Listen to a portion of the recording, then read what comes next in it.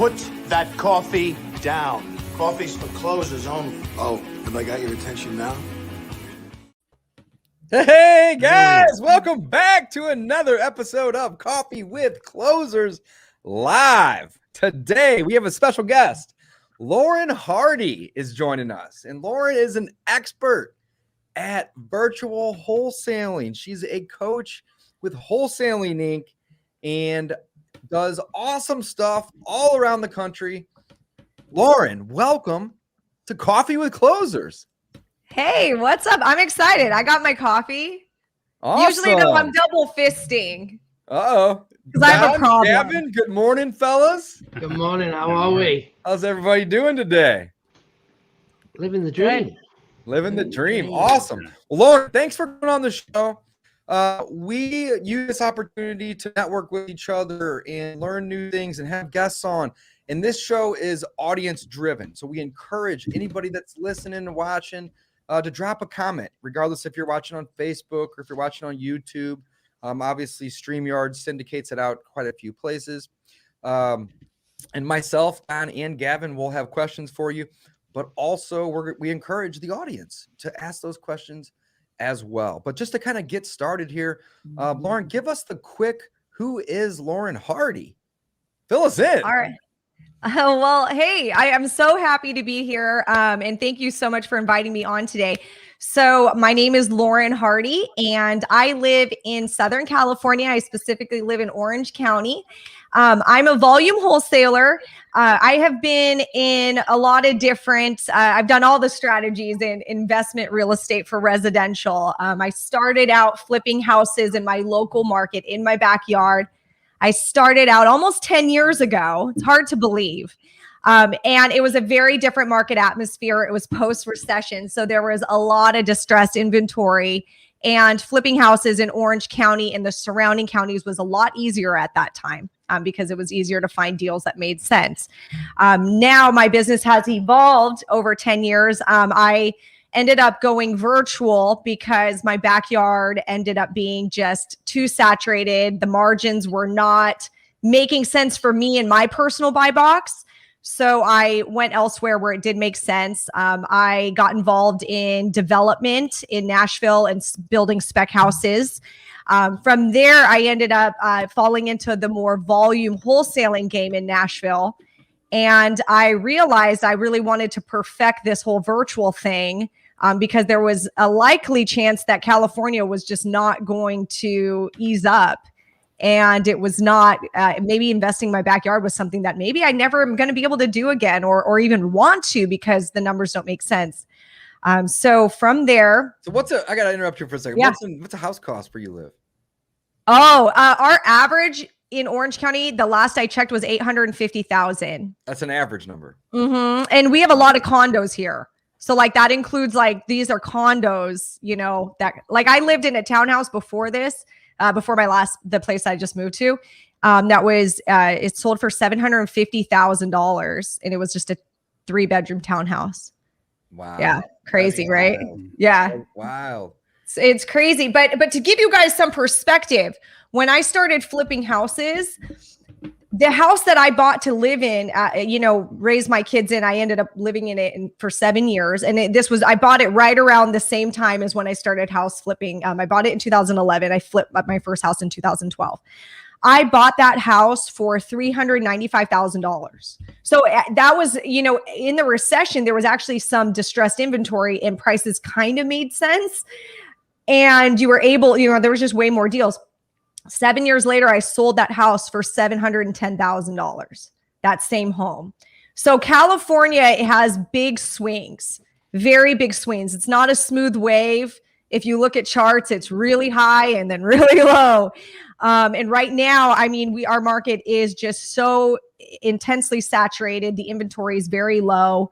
And again, like I said, I didn't really know if I was ever going to be able to be back in the California market, or at least I'd have to take a very long pause from investing. And given that getting a full-time job wasn't an option for me because I think I'd kill myself if I had to go back to corporate America, I had to figure out how to make this business work somewhere else. So I took my journey virtual, and now I'm in 4 different territories now, and primarily focused on volume wholesaling. And then on the other end of that, I also coach. I have a coaching program.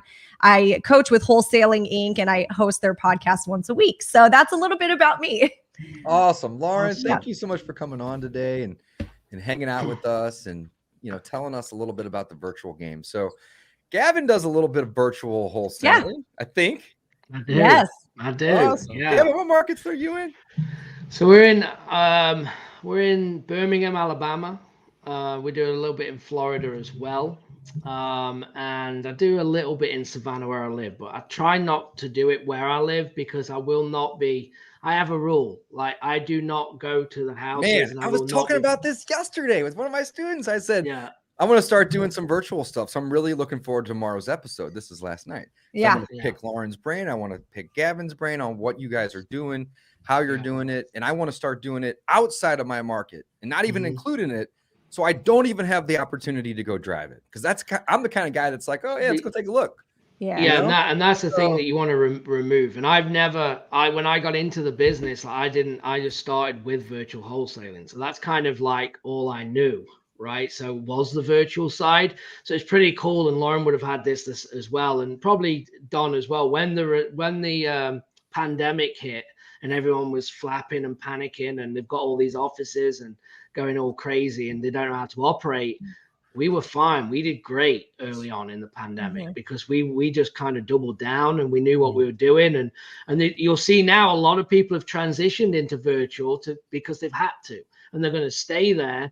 But yeah, I think it's the way forward. I mean, we have, we always discuss these things in, on this show, but I think virtual, the way that I do it, that Lauren does it, and obviously Don does some now, is the way to go. Because Dave, you are the difference in terms of when it comes down to odd man out. Don, you're doing virtual too? I've been virtual since 2018. Yeah. Oh, damn. So, I'm based in California as well, in Central Valley. I've actually done some deals down in Orange County. My lowest assignment fee in Orange County is $60,000 to date. So nice. Bay Area, California has always been good to us too. So, but we've been in Oregon since 2017, kind of off and on, not taking it seriously. We do a lot in Clarksville, just outside of Nashville. We've been doing that since basically the beginning of 2020. And, we're in Columbia, South Carolina now. So, but we've been closing 100% over the phone since the end of 2018. Even if it's in our backyard, we don't go on the appointment. Yeah. So, which is huge. But the thing is, like, Dave, obviously you're good. Obviously you're good in person. You know what I mean? I could see your personality, like why you'd be great in person. But I think when you go virtual, you'll be like, damn, like how many more deals could I do? Because all them, for me, the travel time, right? You drive there, you spend an hour with a seller, you do all this, like you're back 2.5 hours later. We could have been pounding the phone, getting contracts. That's what I've always thought. So yeah, I think you'll like it when you do it for sure. Yeah. Honestly, and on that, to piggyback on what Gavin said, what I had noticed when I was not virtual is the sellers that refused to sign over the phone because they wanted me to come to the property first. They were always the ones that were actually just spinning my wheels. They wanted a free appraisal on their home, and they were getting 5 other investors to come to their house. Yeah, it was like every time. And I remember the last time I did that it was actually in my backyard, because I did kind of hybrid for a while. I did like California and Nashville at the same time. And I remember driving this, I was Inland Empire. Don probably knows the area better. It was a house in the IE, took me an hour and a half to get there, probably 2 hours back in traffic. Guy wasted my time. He actually had me come to his house 2 times, and then he never ended up selling to me. And I'm going, I will never do that again. That was like 8 hours of my life I'm never going to get back. Yeah. There's a trade-off. You're going to, because belly to belly, there's a certain interaction, and then there's a different interaction over the phone. You're probably going to lose a transaction or two by not being belly to belly. That's just the reality. But when you talk about bandwidth for your team, and also your ability to now be national, or at least be in multiple states, you're going to pick up more deals. So there's a trade-off. Yeah. In that aspect of it. And then a lot of people are uncomfortable about, okay, in person, like I was really good in person because I could read body language. And you just learn that tonality and inflection in the voice over the phone is very similar to body language. You start to pick up on those differences and you can really do well over the phone as well. So all the hangups we have about, being in person, they're really just, they're mental roadblocks that once you get past, you realize the sky's the limit. Yeah, it's because I told you a couple of episodes ago when we laughed, when I said I didn't know anything, right? I didn't want to go to the house because I can't fix a thing. I don't know nothing. I don't know pricing. So the worst thing that I could do is that I can BS on the phone all day because I haven't seen it. So I can gather information. I can do all them things. But if I walk in that house, I'm thinking, I'm sure need to know how much a roof costs and how much this and how much that. And I don't know any of them things. So I was gladly to go virtual all day long. Yeah. I did not want to be face to face. So, all right. Well, everyone's virtual here except for me. Let's go. All right. So welcome to the club. Okay. So awesome. First and foremost, I want to learn about the marketing. What marketing are you guys doing? And how is it different than the marketing that I'm doing? And then also I want to learn about the team structure. Do you have boots on the ground? Do you need boots on the ground? Do you joint venture with other investors that have 5 to 10 years of experience and cut the curve? At what point do you go from joint venture to the local boots on the ground? That's just the beginning. That's a lot of questions. That's a lot of questions. That's a lot. But I'll start. I think any marketing method, works first and foremost, virtual versus not virtual. Any marketing method works. So I'm still texting right now. Yeah. I know that the texting thing, there was this big, it's going to go away in June. And you know what? It is September and it hasn't. Yeah. Oh yeah. We still love it. Absolutely. Yeah. So I'm still texting. We do a little bit of cold calling, but honestly, the cold calling has not done as well this year. Delivery rates are just really low. I decided to make this shift and make the person that was cold calling more of a live receptionist who is receiving my inbound marketing calls from my TV ads. So I do TV ads as well. And now I've got somebody, who used to be the cold caller now is answering them as they come in. Now you're and texting at the same time. Okay. Yeah. And I like that because my guys do the similar. Now, when you're doing TV ads, are you doing like a market, like a city? Are you doing like a county? Are you doing a state? A metro. A metro of a county. Mm-hmm. Okay. Yeah. Mm-hmm. So TV, are you doing any AdWords or social media marketing? No, I don't know. Maybe I'll get on blast for saying this, but I cannot deal with the Google AdWords. I think it is the worst marketing campaign I've ever done. And let me tell you why. Because your seller avatar, when you really think of the seller that you really want on the other side of that phone, you don't want someone who knows how to use the internet. And when they come in from the internet, that's a good point. I like that. Literally, so every Google AdWord deal that we would get was always the lowest assignment fee because they always had 4 other investors that found on Google that they're already getting bids from. I got a contract signed last week on one on Thursday from an AdWords. And that seller was a hard money lender, random, and he signed another contract with somebody on Wednesday. I'm like, well, what the hell, man? You think you would know this? Yeah, no, they would do, because they become savvy. And they're I bring that up is because they're savvy enough to go search other people's sites and fill. Yeah, I don't disagree with that. I think on the PPC though as well, for me, you have to go either nationwide or multiple states to get the cost per lead down. Virtual. I'm pivoting out of St. Louis. Yeah. And my AdWords only at this point into, I'm thinking Missouri, Indy, and Ohio. Mm-hmm. Yeah. It's because they're Midwest, similar towns, similar. So you're going virtual. Look at that. Yeah. But I'm not yet. I'm in the process. Yeah. Right. So AdWords, I agree with Lauren. And the reason why I agree is because California, where she probably did AdWords, it eats your money. Oh yeah. No, I did so in fast. Nashville. I did did it you? in Oh, okay. Nashville and Oklahoma. All So right, I did fair it in enough. two actually very different types of markets. Oklahoma Right. would be similar to like Indy or even Clarksville. Not really Clarksville, but Clarksville's real low end. But I love Clarksville. I know, no, I do too. Actually, it's funny because I remember back then nobody was in Clarksville, and then Right. like people started going to Clarksville because they couldn't find deals in Nashville.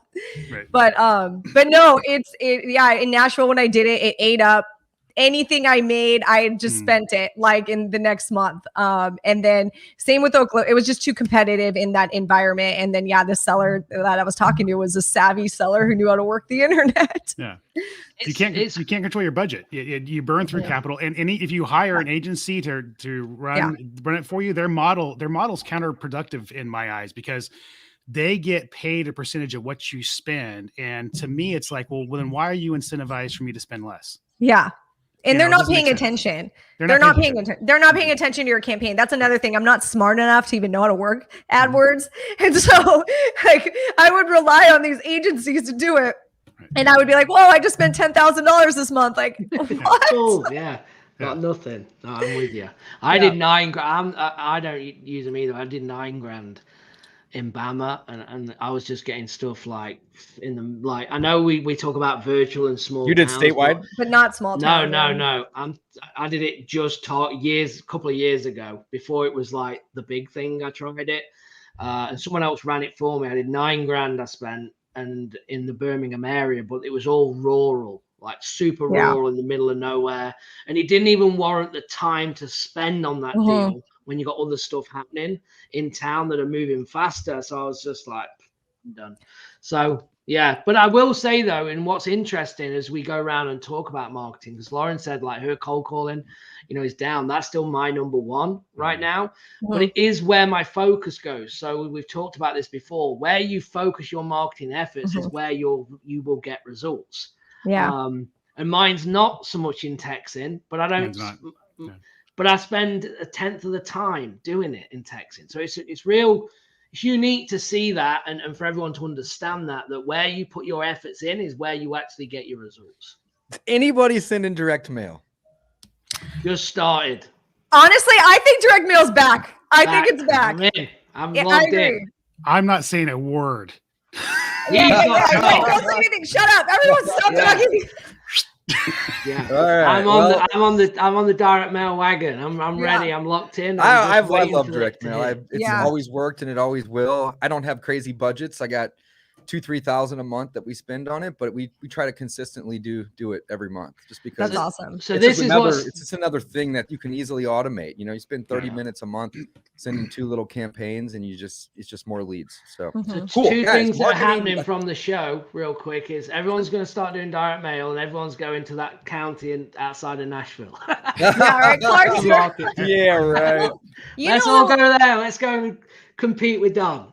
I actually, when Gavin, you said something, and I kind of thought this is a really important thing to talk about with going virtual, since David, you're getting into it, is when what I notice that happens even with me, experienced virtual wholesaler, and then also my students have the same thing happen, is they go virtual in a territory and they do get leads that are in like the outskirts or very, very low end.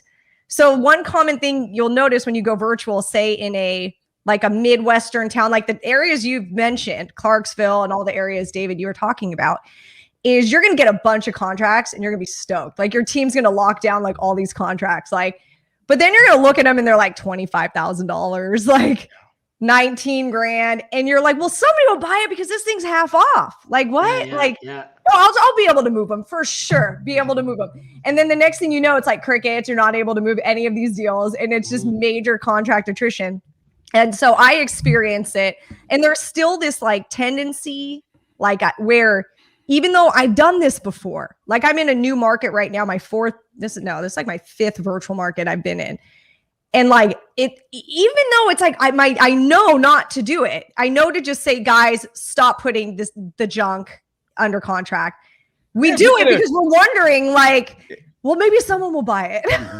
I mean, there is a buy-in. 50 cents on the dollar. It's a good deal, no matter if it's $1 million property Yeah. or Well, $30,000. no, a kitchen still costs what a kitchen costs. The bathroom still costs what a bathroom costs. So just because it's a lower end property does not mean it's going to be a cheaper rehab. That's the problem. It's it's true. Great And point. Then. we can't pay, like, for example, I did this in Tulsa. When I first got into Tulsa, we locked up like 19 contracts in North Tulsa. Like, we're like, man, North, like we just keep getting them in North. It's because you couldn't pay people to live in North. Like, no one wanted to live there. So you learn a lot in this process of marketing to areas that you essentially want to carve out. Assume, of where you're at. And I think, is it safe to say that deals in the $20,000 range or below are just not worth it at this point? Like, it doesn't matter kind of what you're doing or what, like, you saw someone buy something. So like, what's the threshold? I would imagine that's the question. Don, I'm curious on what yours is. Lauren, is it 20? Is it 50? What are you thinking? Honestly, I was doing, in the new market I'm in, I was doing the analysis. I pulled a whole list of who bought in the last 2 years. And the reason I had to do 2 years is because COVID screwed up the data. They're so behind on recording anything for the last year. So I have to pull 2019 numbers. Okay. And I pulled only corporate only and like what people were buying for. And only 10% of that list, it was like 3,000 records, 3,000 purchases. Only 10% was under $20,000. So a purchase price, like their last market sale value or sale price was under 20,000, only 10% of that list. Does it really make sense to try to make something work when it's only 10% of this? Yeah, I get it. Right? If you're only missing out on 10%. So then I moved up to $30,000 and it was 20%. And then I moved up to 40 and it was 26%. So still very maybe like a fourth of that list is the under sub 40. When you got to 50, it got up to 33%. So my inclination is 50,000 and above. That's where 67% of the buyers were buying in this territory. And I found the same thing in my other like Midwestern states as well. So I think 50. What's your minimum? My minimum? Yeah. It depends. Well, it depends on the area and the buyer pool. One of the things that we do when we go into a new market is we work with institutional buyers. So that's the first thing. I won't go into a market that doesn't have an institutional buyer because there is a bloodbath. There is a learning curve to that market and what buyers will buy. So we know exactly what our institutional buyers model is when we go into it. And it gives us a chance to get at least a foothold into that market. And then we start introducing new buyers and figuring out what their criteria is. So it depends. Like, for instance, we're entering a market right now where our institutional buyer won't even touch certain zip codes and they won't touch anything under 150 grand. And so we know that if the ARV is under 150, we're not even going to mess with those properties. So that's kind of how we look at it. The reason why I say the kitchen costs what a kitchen costs, because usually when you buy a $20,000 property, your ARV is going to be around a buck to $1.50, right? Between 100, 150. And so if your ARV is 100 and your rehab's going to be 40 and you buy the property for, 40, you're not making any money. So, and that's the thing to take into consideration here. Dave, somebody sent me a property I passed on to you. Remember that one? You did the math on that property for me. You sent it back to me on what you'd be a buyer at. And that property, the ARV is 130. It's a full gut basically property. It's not worth even trying to buy for what the seller wants it, wants to sell it for. So it's those things that come into consideration. Who do I know in the market that's a buyer? Is an institutional buyer already got a footprint? What's their buying model? And then I look at that stuff and we go for that market and we buy around those parameters. Very interesting. Yeah. So where do you find the institutional buyers in the random markets that you haven't been in? You're just exploring new markets. So, we started working with institutional buyers here in California, and when we decided to go virtual, we said, "What's your favorite markets?" So, for instance, Clarksville was chasing the institutional. Clarksville was one of their favorite markets. That's why we're in Clarksville. They actually don't buy much in Nashville. That's the reason why we didn't really start marketing to Nashville. So, Columbia, South Carolina is one of their markets. I'll have to make an introduction for you, Dave, because they're actually in St. Louis. So, we got a whole breakdown on the markets that they're in, what their buying parameters are for those markets. And we just made a plan to start entering those markets. And as we get comfortable in a market, we move into another market. And we're just following them, to be honest with you, because like I said, and Lauren will tell you, there's a bloodbath. We enter a market. Oh, hey, speaking of that, sucks. Kay May says, is BlackRock a threat to smaller individual real estate investors. And it kind of goes with what you're saying right now, Don. I don't look at it as a threat personally, but they're a big hedge fund, are they not? Right. Yeah. So I think a threat in a way, but you can also leverage them to build your business at the same time. They're not I'm a gonna threat. What is that? Hedge funds are your best buyers because they pay closer to retail than any other buyer. The only problem with hedge funds is they usually have a buy box that's not quite as wide as some other buyers. and they But do not wiggle. They don't wiggle, but I've seen them buy some crazy stuff and pay some crazy money Yeah. for it. So understanding what their buy box is when you enter into market is extremely, crucial to our success in a new market. Like I said, it gives us a chance to get a footprint, gives us a chance to monetize our marketing without the complete bloodbath we would have. Because I can tell you right now, and Lauren can back me up on this, Orange County and Nashville, it's a different seller. It's a different buyer pool.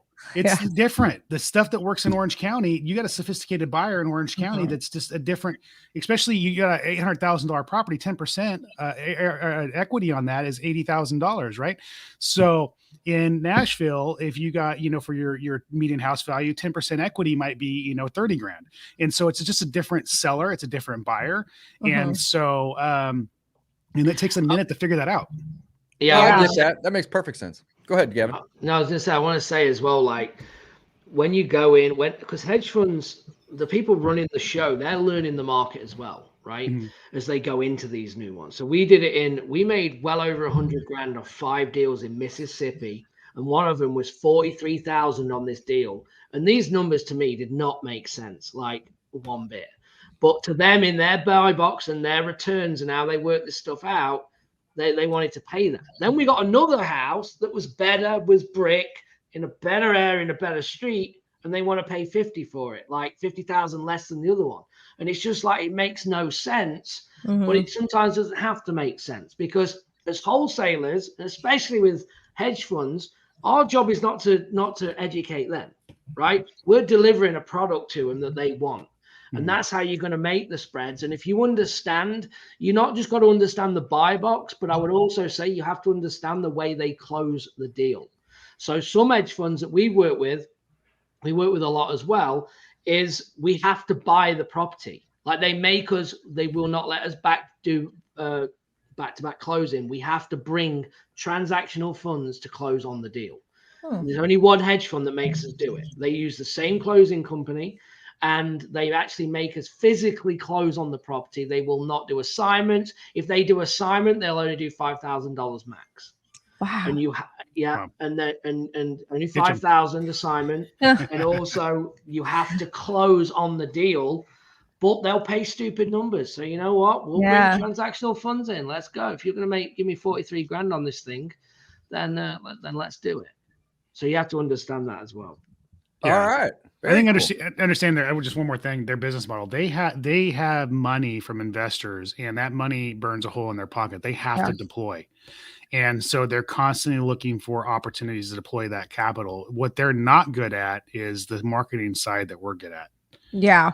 And so they're not competition. We're an advantage for them, and if you leverage that advantage properly, they can make you a lot of money. Hey, that goes right up with this comment that Kay had dropped in, right? Right. Are they a threat? You just said they're not competition.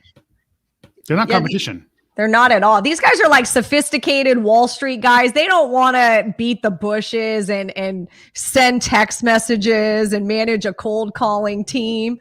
No way. I even have the argument that I don't think the iBuyer model is going to work, because I've been scaling my wholesaling company for, I don't even know, 6-7 years. I've been like with employees and stuff. It is hard. It is hard to scale a wholesaling company. You have to really manage like your staff and deal with turnover and the type of people that you're hiring for those positions. It's kind of tough. You have to deal with a lot of turnover, a lot of employee oversight, and, just figuring out a market, and I just don't think the iBuyer model, I don't see how it's going to work.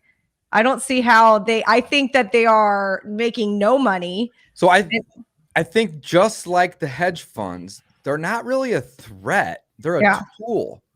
So, recently we started shopping some of the properties that we own to some of the iBuyers in the area as they become vacant. We're like, do we turn it or do we just sell it? And they're essentially willing to pay what we would get after we net out what we would be on the MLS. Yeah. I mean, there's a 8 to 10% cost to sell typically, and they're usually paying about that. So it's similar. Lauren, I don't disagree by any means. Gavin, your battery is exhausted, bro. Yeah, hold on, figure it out. Gotta pay that power bill. It's because you spent all that money in AdWords. That's Exactly. See what happened to Gavin, guys? Yeah. I love it. I love it. All right, cool. Let's pivot. So we talked about the marketing. We talked about some of the buyers, reasons to go into these markets, essentially find the institutional ones and, chase them essentially. There's nothing wrong with that. They're the best buyers there are. There's always going to be the ability to find all the other local buyers too, right? Love it. That's really, really great advice. I feel like I should be paying you guys. You should. So next, what I want to learn about is, and I'm sure people are going to be commenting on this as well, what the teams look like.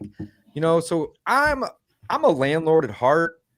I think wholesaling is really a marketing business, right? More than anything else. And it's just a way to find deals off market, right? If you decide or choose that you want to, sell the contract, great. But you still got to find deals, right? In order to do anything in real estate without having tons of risk. There you go, Gavin. Welcome back, buddy. I'm changing cameras. You look handsome today. So what I'm kind of curious about though is, who do I need to essentially go hire, right? We got cold callers for our local market. We could transfer some of those to these new markets, right? Same with the texting. AdWords, I think, is going to be pretty simple to just kind of change the regions. We already have all the negative keywords and the positive keywords set up. I like local. I like running those appointments. So what do I need to do differently with that aspect of it? Well, when I first go into a new market, I look for a JV partner. I look for someone who's already successfully wholesaling to piggyback off of them for a while and piggyback off of their. I figured that was the go-to. Definite go-to at first because you're going to learn from them. They're going to cut your learning curve. They're going to give you the escrow officer in town that you need to work with. They're going to explain what zip codes no one buys in. They're going to help you with pricing, help you with understanding who's, the buyers in the area, what's their main game. I recommend having 3 JV partners in that area because, there's different focuses. Like, for example, Dawn sounds 3 per market, at least start with it. I start with 3 because there's 2 reasons. One is I kind of say it's like dating. Like if you end up marrying the first person you date, like that can end up really bad for you. So you want to, date multiple people and pick like the right partner for you. And like, that's the same thing. Like you're working with business partners and some people work out and just some people don't. A lot of wholesalers talk a really big game. And then when they're actually put to the test, they don't know what they're talking about. So you kind of don't know who the guy who's lying to you until you actually see, you give them a contract and see what they do with it. But for example, Dawn might be my JV partner, but he's more of the, he goes for the institutional buy box and his deals, he goes for the buy box deals. And if I give him something that doesn't fit the buy box, Dawn might go, that won't sell. I don't even know what you would do with that. Never going to sell, Lauren. But then I give it to this random guy who's like, I've done 5 of these. Hustler, like beat the bushes, the local guy. And I always call him Roger because my first one like that was named Roger. So you give it to the Roger and he's like, oh no, that house would sell to this community and blah, blah, blah, So excellent advice. Right. So 3 JV partners, guys. 3 JVs, but because each one might have a different specialty, a certain type of buyer they buy with.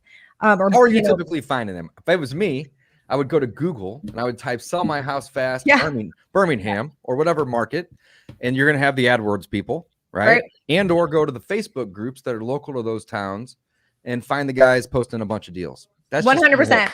That's all I say to do. That's Boom. the Okay. If you can't find a buyer, then if you can't find a wholesaler to JV with, you are not in a good market to wholesale. Love that. That's a great piece of advice. Just a question on that. When you say JV, you've got the contract though, Lauren, right? You're locking it up and then moving it.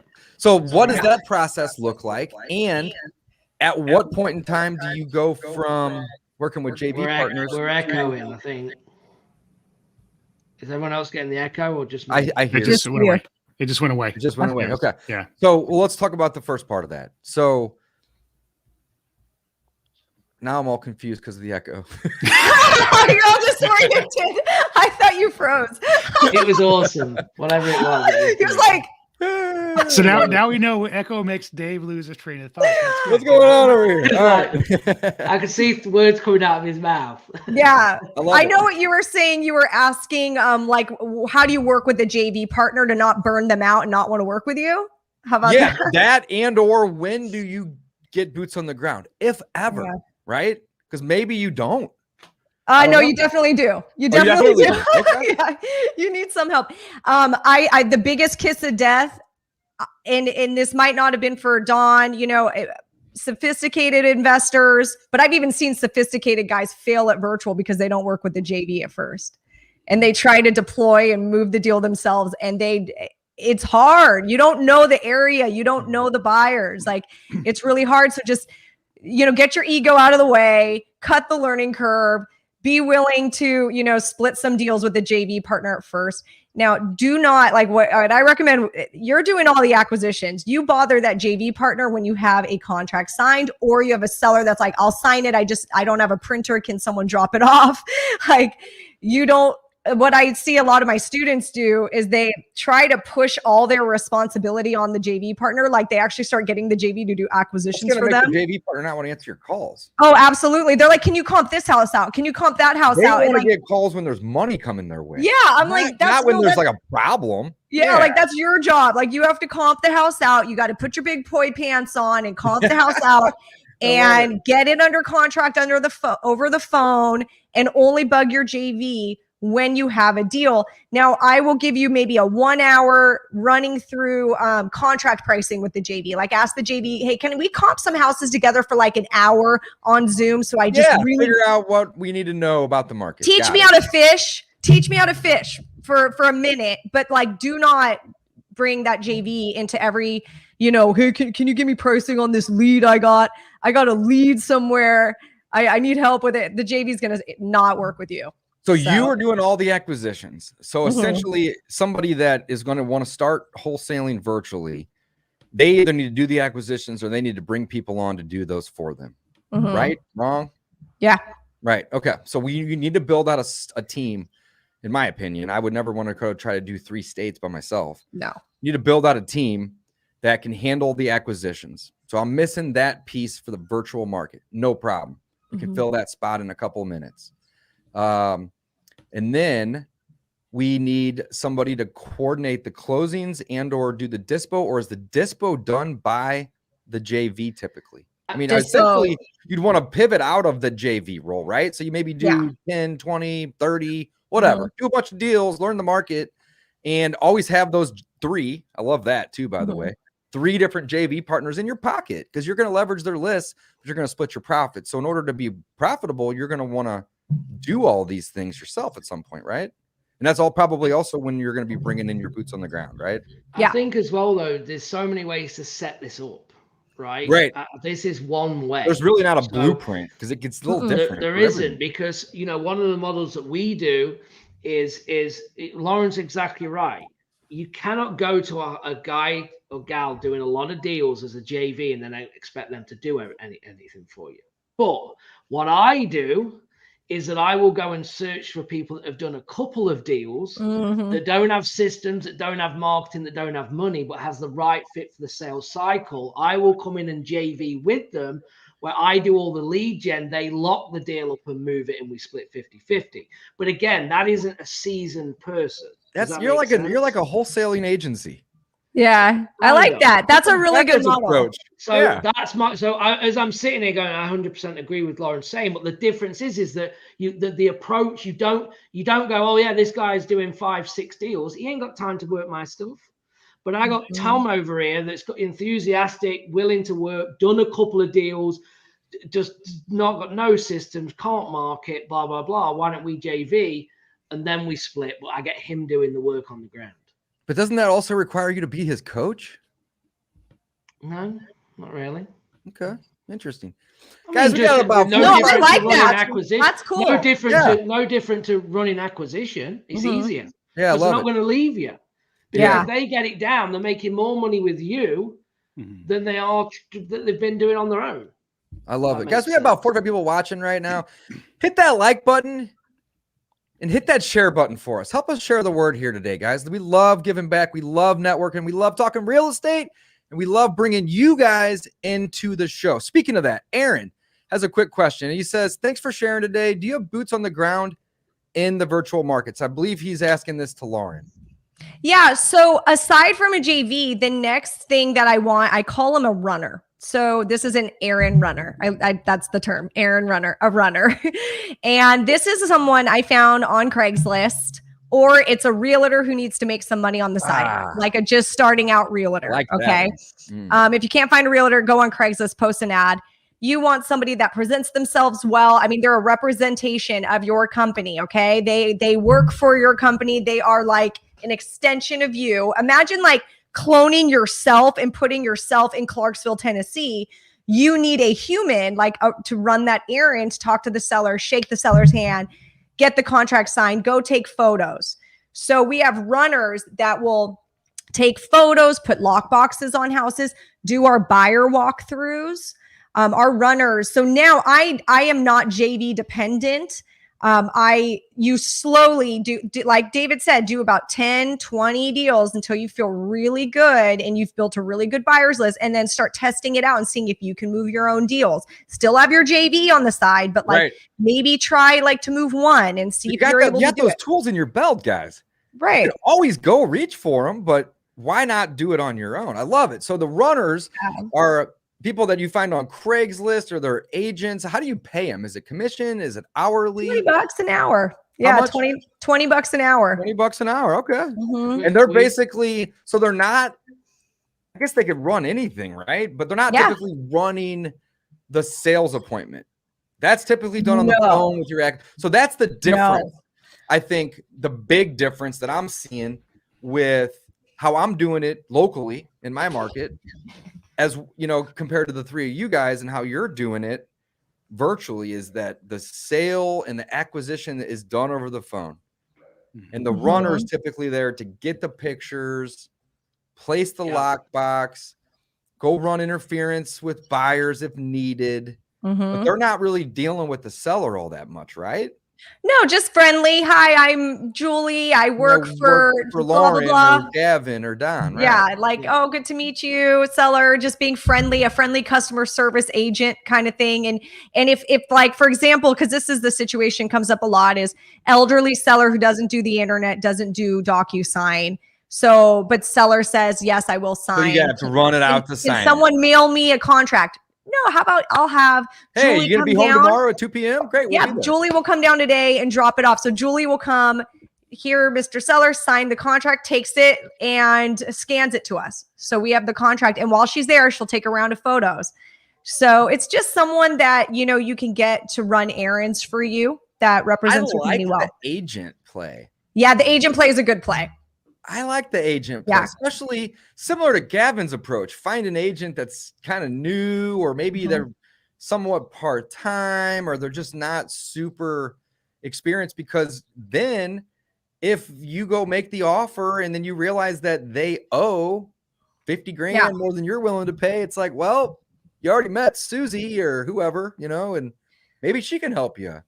I don't know. Just thinking outside the box. Another tool in the belt, right? Yes, for sure. It leads to realtor referrals. It also leads to, if you have a tricky contract to sell, listing it on the MLS. If that's legal in the territory you're in, Listing that. houses on the MLS is something I've had to resort to, especially in certain territories. Yeah.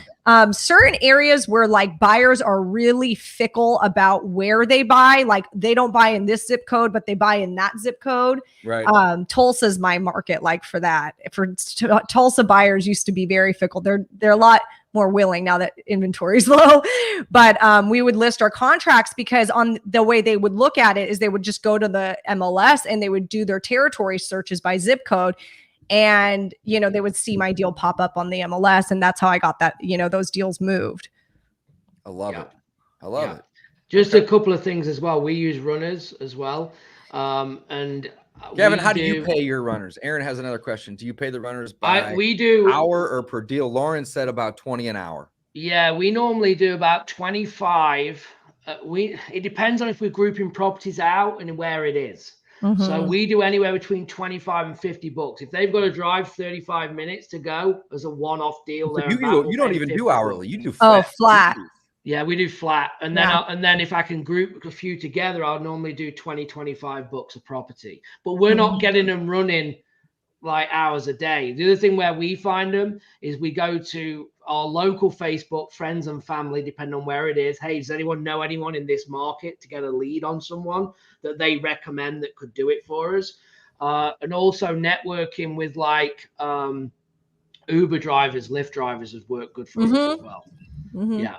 To How do you use network them with Uber and Lyft drivers in Ohio? Well, I've never even been. Well, again, you can get a lead on it, but you can also start. We've done it where you book a lift to the property to get them. Like if you're really struggling, you know what I mean?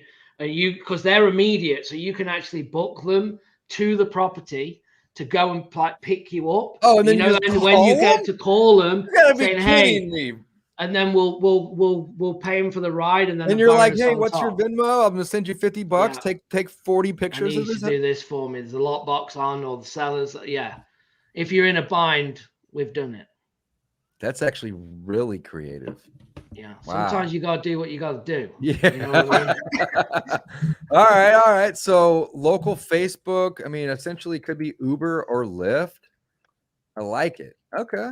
So that's the runner. Definitely more of a backup though. Like you should be able to find. I prefer Facebook than Craigslist. They seem to be because you can see the profile pictures, you know? Yeah. That's just me though. But Craigslist okay, so let's talk well. dispositions. Do you guys have a website that you would want or need to market the deals, or are you just sending people like a Dropbox or a Google photo link that has not only the photos and maybe a video and some comps in it? Like how deep? Let me ask you a question, Dave. Yeah. Why would you do dispositions any different virtually than you would do it in your own backyard? Yeah, Dave. Yeah, well, Dave. I don't really do a whole lot of dispo because we keep most of the deals. No, I know. I'm just saying. So here's the deal. I'm going to learn how to do it all over again, and not only virtually, but in my own market. Because I mean, literally, like 7 out of the 10 deals that come in, we're keeping right now. I'm not a blaster personally. I'm all relationships with buyers. That's how we do it, my team. But I'm not like a blast on emails and do all that.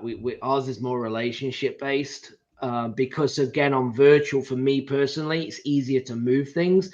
And your buyers, if you get to know your buyers as well, they will actually do things for you and like they'll help you and they'll get pictures. Like we get super creative with the buyer side. I don't know about you, Lauren. We don't post on websites. We don't blast email. Do you do that? Oh yeah, we're blasters. Oh yeah. Yeah, we blast. We got a big buyers list. I have a virtual assistant that part of her job, she's our dispositions marketing VA, and she is the one that does all the MailChimp and the website, updating the website and with the photos and everything. But part of her job is just constantly building our buyers list. Yeah. So we definitely have we try to get the biggest buyers list in town. And it's been great because it's actually opened up a lot of JV opportunities. So we are a JV for people.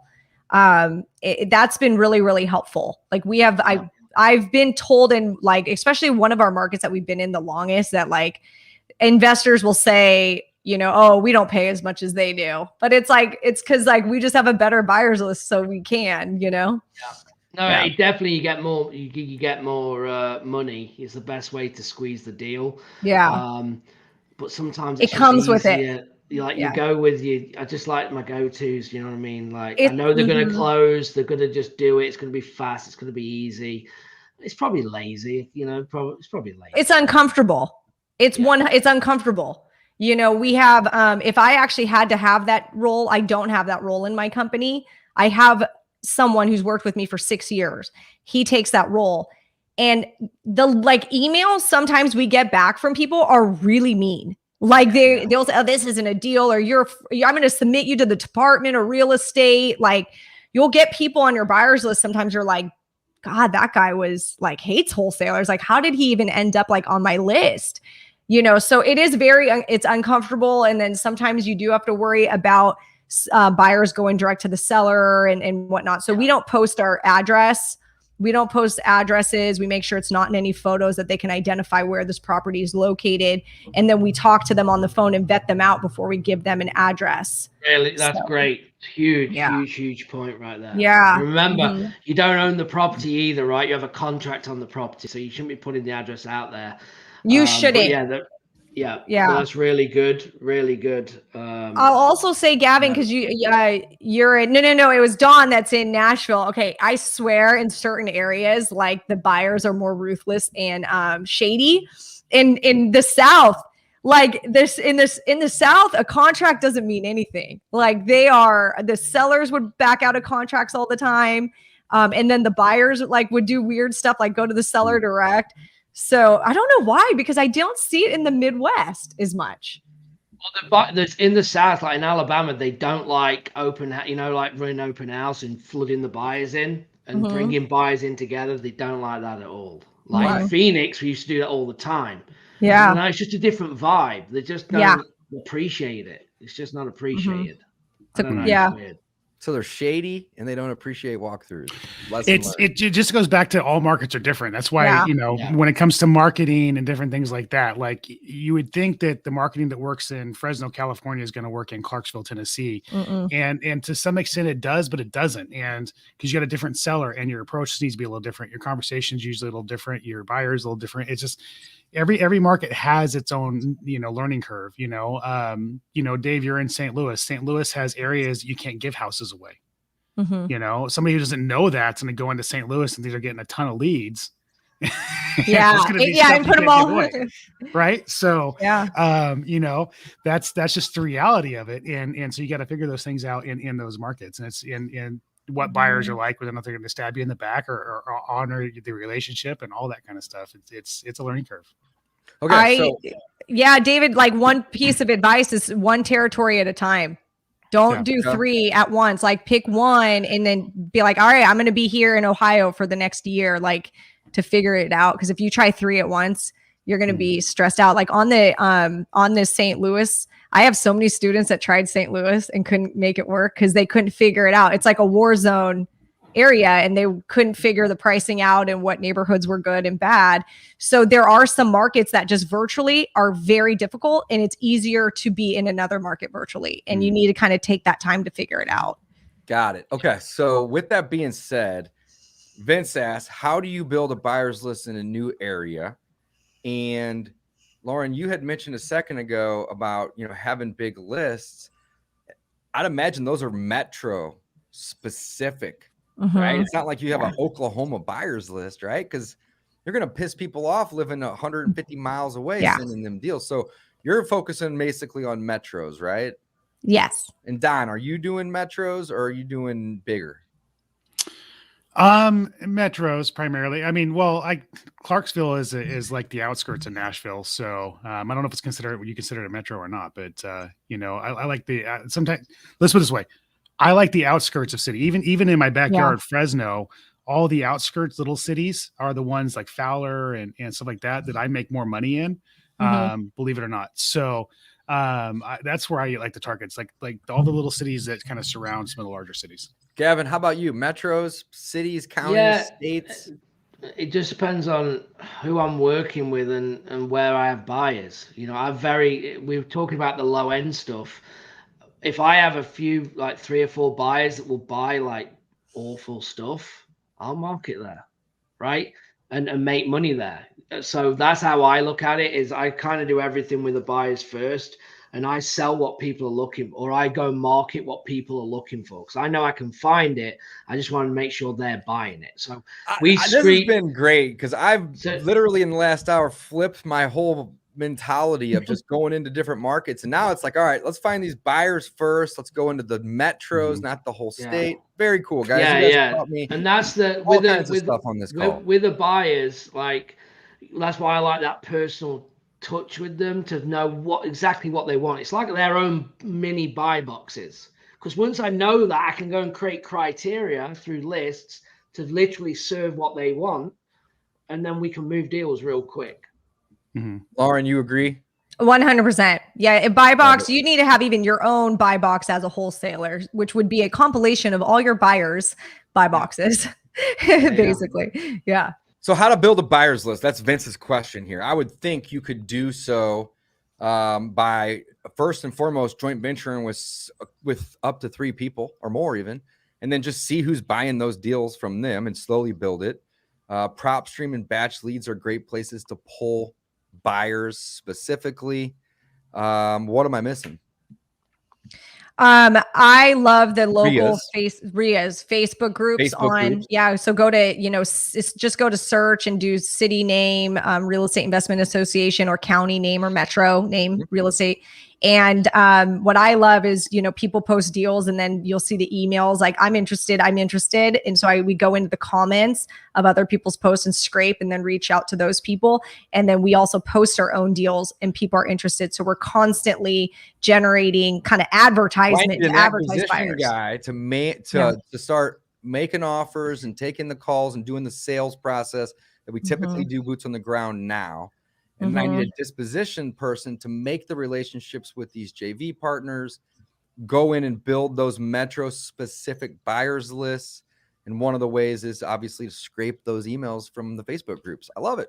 Awesome. Yeah. So guys, it's not that hard, right? You just got to focus on what matters. I absolutely love it. Matt Smith has a question here. He says, how small of an area is too small for you to wholesale in?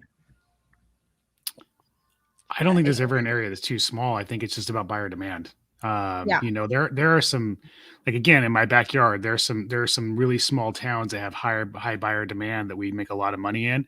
And then there's some that, you haven't seen a house sell in 6 months or 8 months. Right. So buyer demand is really the crucial part of that decision-making process.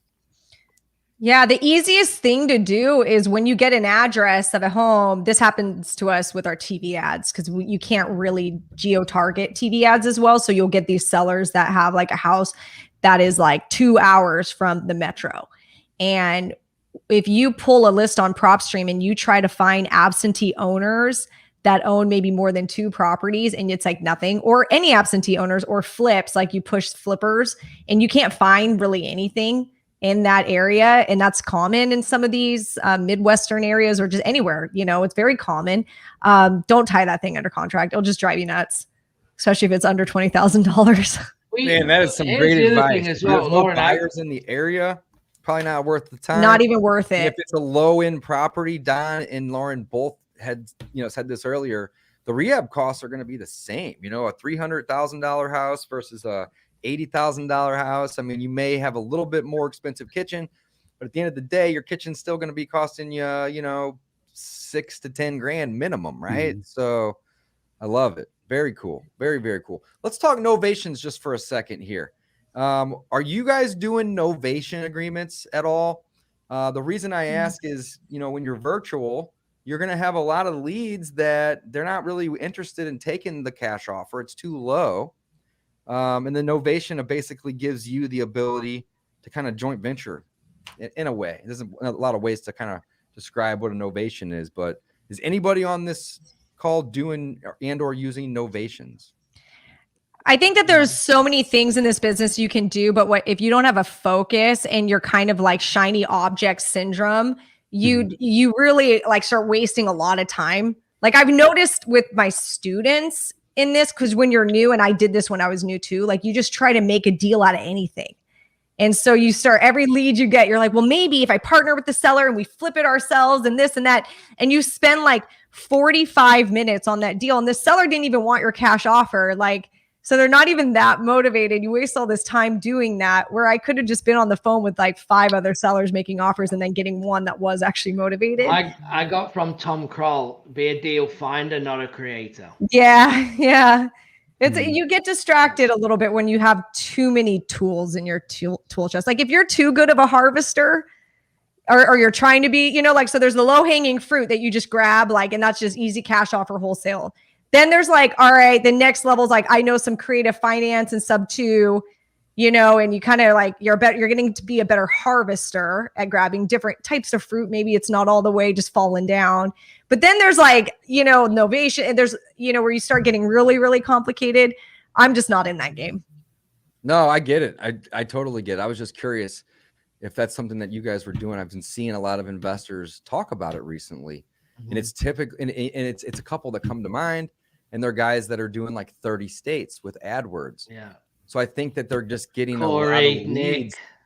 Yeah, exactly. Yeah. Those are the two that come to mind, right? I knew you was this because you've been posting. Yeah, absolutely. Those are great people. They're great people. And I'm not saying nothing negative. No, absolutely. I like the fact that they have kind of pivoted into doing a lot of these because they're getting a lot of leads that they want to monetize on. So just curious if that was something that you guys, were doing as well here. So very, very cool, guys. Thank you so much for all that information. Here's my takeaways.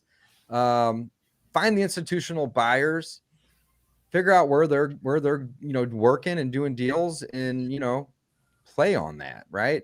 The rehab costs are going to be the same with the small house and the big house, so find a minimum in that market. And Lauren has a great approach. Find all the cash transactions for 2 or 3 years and see what that minimum number looks like in that particular market. What else did I have? Hedge funds are going to be your best buyers. However, they have smaller buy boxes. So I knew that already, but I did take that note. And that kind of goes, again, with these institutional guys. Follow where they're going. Joint venture with people in the beginning, right? Find 2 or 3 or maybe even 4 people. Lauren says 3. I love it. To help you in the beginning with the dispositions. I think that is great advice. Eventually, you may not need them, but you're always going to have those tools in your belt. Absolutely love that. You should do all the acquisitions. Send the contracts to the JV partners. Don't be bothering them and wasting their time because they're not going to want to take your calls, right? So I think we all agree, though, the money's in the acquisition, isn't it? If we can't get no contracts, no one's doing anything. Absolutely. Right. So this should be the last thing to be outsourced. And then last but not least, runners. They're not that hard to find, guys. You can find them on Craigslist. You can use Facebook. You can even go to Uber or Lyft. If you get into a bind, I think that's really, really cool. And you don't have to pay these people thousands and thousands of dollars. You can give them $20 an hour like Lauren does, or you can do $25 to $50 flat fees like Gavin does. Don, what's your approach on that? I haven't been using runners. We FedEx the contract out with a return FedEx envelope. Same price, essentially. Right. Yeah. So that's the way we've done it successfully so far. I may have to incorporate runners in the future, but FedEx seems to work right now. Awesome. Yeah. And then I guess the last takeaway I had, guys, was you need a dedicated person, and that could be you. It's not going to be me, but it could be you to do these acquisitions, as well as the dispositions. And the acquisitions can be done traditionally, same way I'm already doing them, just in a different market. And the dispositions is the same approach. I think the number one takeaway is don't try to jump into 3 states. That's a little crazy. Instead, maybe pick 1 state with 2 or 3 markets. Focus on those markets so I can actually start building the buyers list specific to each of those markets. Well, the difference is, though, with that, Dave, you're doing AdWords, so it's a little different. If you're doing cold calling and texting, you want one market in one area and you want to get that going. Ultra obviously, focused. AdWords, it's a little harder. So, yeah, because you're going to pay out the nose for that, Yeah. Oh, yeah. I love it. I agree. Very cool. Well, that's awesome. Guys. Who do I mail my for a summary, David Dodd? You absolutely nailed it. Who do I mail my check to? I feel like I owe you guys some money now. That was awesome, though. Hey, that was really, really good. Lauren, thank you so much for coming on Coffee with Closers. This is a live weekly show. If you have a couple minutes, we may have a couple questions, but I do want to respect your time. Matt Smith, let's see here. We actually have a couple here. He says, what areas, this is his first one, what area is too small? And we addressed that. Mhm. And he said, so focus on days on market. That's one way to do it. Also, just look at the cash transactions in the area and see if there are any. Mhm. We look at days. We look at days on market as well. I mean, that's a huge indicator for us. If something is, if not much is listed or it sits for a long time, those are indicators not to waste your time digging any further. Well, this is a very nice thing that Alan says. He says, I already knew that Lauren and Gavin are the real deal, but was not so familiar with David and Don. This is by far one of the best panels of real estate and wholesaling gurus I've ever heard. Very informative. Alan, thanks for watching. We really appreciate that. Always like to hear those nice things. Matt says, what's a novation? I never heard of it. Matt, I'm going to give you the 20-second rundown because I don't want to waste a bunch of time. Novation agreement allows you, it's similar to like a power of attorney, basically. Allows you to act on behalf of the seller, and you can go then list the property on the MLS. That's the basic reasons that I think people are using them. I don't know if there's any legality in any of that. I have no idea. Yeah, me neither. Google it. But people are using them whenever wholesale cash offer doesn't really work. But let's say there's 10, 15, 20 grand worth of equity. If you can get the seller, here's what Corey described it to me. And he's basically said is it allows you to do a net listing legally. Right. So take that how you want. But essentially you can say, seller, if I get you X and then I can go take it to the MLS or use all my marketing methods to get Y, and Y is bigger than X, then I can make a profit. But if you can't take my cash offer, nobody wins. So you are able to get into deals that you might not be able to get into and help people that you might not be able to help. The spreads may be a little thinner, so on and so forth. All right. Alan says, thanks very much for all the gold nuggets. Of course. Is a runner like a bird dog? Great question, Matt. No. Nah, not really. No. That's different. How? Well, bird dog is searching for deals, right? Sorry to interrupt. No, please. Nail it. This is open. Yeah. Yeah. Awesome. And then Aaron says, thank you guys for today. Great content, as always. Lauren, thanks for coming on the show. Gavin, Don, you guys want to close us out? Sure. You broke up there. Say that again. So you guys want to close us out today? Go on then, Don. Let's go. You go, but close us out. So exciting. All right. Okay. All right, everybody. Thank you for watching us. Make sure you're liking and subscribing wherever you are seeing this. Pay attention because we're going to be doing this on the regular. And we have a podcast now on Stitcher and iTunes where you can go back and listen to this if you missed this show. But you want to be here to ask your questions live and in person. So I guess until next time, everybody, thank you very much. And Lauren, thank you again. Thank you. Lauren. Thanks for having me, guys. Thanks.